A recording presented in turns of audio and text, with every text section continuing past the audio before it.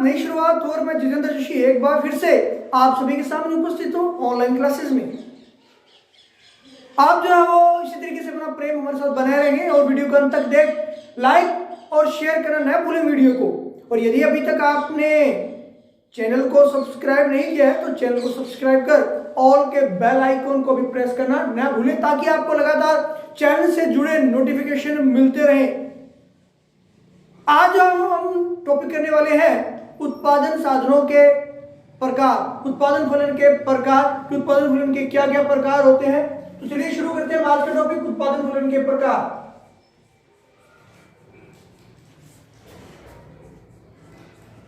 उत्पादन फलन के प्रकार यह टॉपिक जो है वो आपको बुक्स में बहुत कम मिलेगा, लेकिन हमेशा ही एग्जाम की दृष्टि से महत्वपूर्ण रहता है। चाहे आप कंपटीशन एग्जाम की तैयारी कर रहे हैं और चाहे आप जो है वो किसी विद्यालय स्तरीय एग्जाम या कॉलेज स्तरीय एग्जाम दे रहे हैं, उनमें यह टॉपिक हमेशा महत्वपूर्ण रहता है। 4 नंबर में या 3 नंबर में क्वेश्चन पूछा जाता है कॉलेज या स्कूल लेवल पे, जबकि कंपटीशन लेवल पे जो क्वेश्चन पूछा जाता है कि इनमें से कौन सा एक प्रकार उत्पादन फलन का नहीं है। इस तरह क्वेश्चन आपको कंपटीशन लेवल पे मिलते हैं, तो आप वीडियो को अंत तक अच्छी तरीके से देखें। और चलिए शुरू करते हैं हम उत्पादन फलन के प्रकार।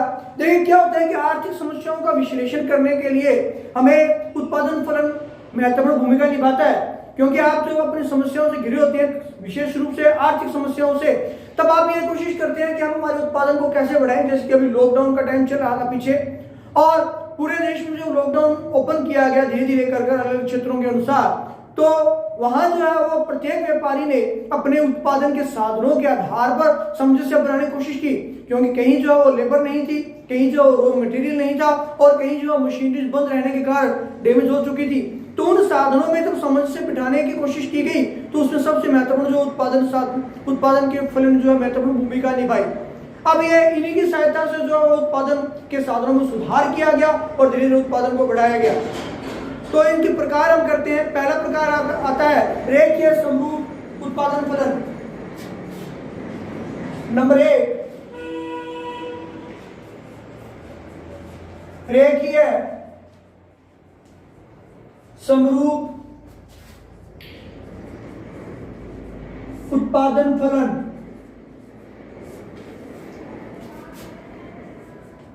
रेखीय समरूप उत्पादन फलन आपने 9th क्लास 10th क्लास में मैथ में किया होगा। वहां जो हमारे रेखीय समरूप समीकरण आते हैं हल करने के लिए, उसी तरीके से अर्थशास्त्र में जो रेखीय समरूप उत्पादन फलन आते हैं। दूसरा आता है इसमें कोऑप-टेलर का उत्पादन फलन।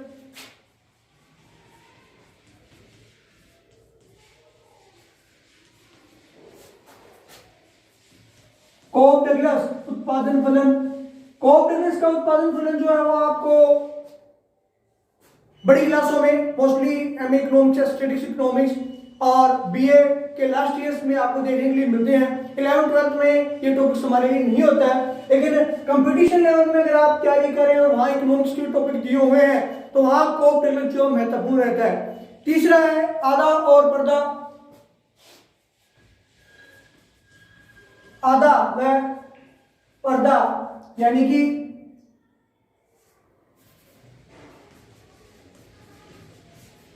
इनपुट और आउटपुट, इनपुट और आउटपुट उत्पादन फलन।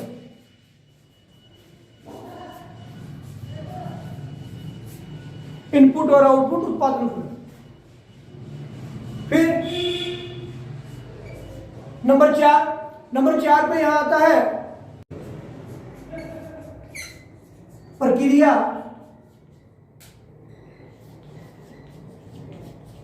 विश्लेषण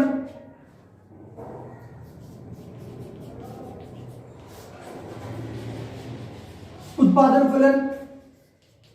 नंबर 5 पे आता है स्थिर प्रतिस्थापन की लोच। स्थिर प्रतिस्थापन की लोच उत्पादन फलन। इसे जो CES के नाम से जाना जाता है। फिर आता है परिवर्तनशील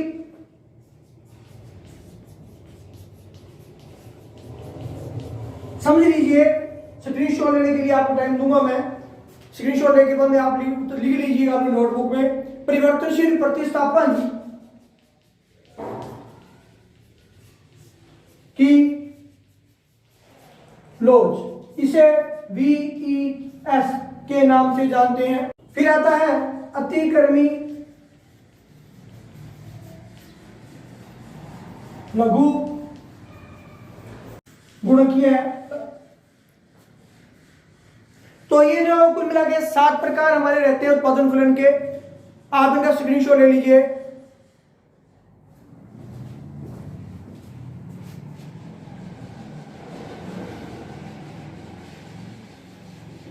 स्क्रीनशॉट ले लिया होगा आपने, एक बार इनका दोहरान कर देते हैं।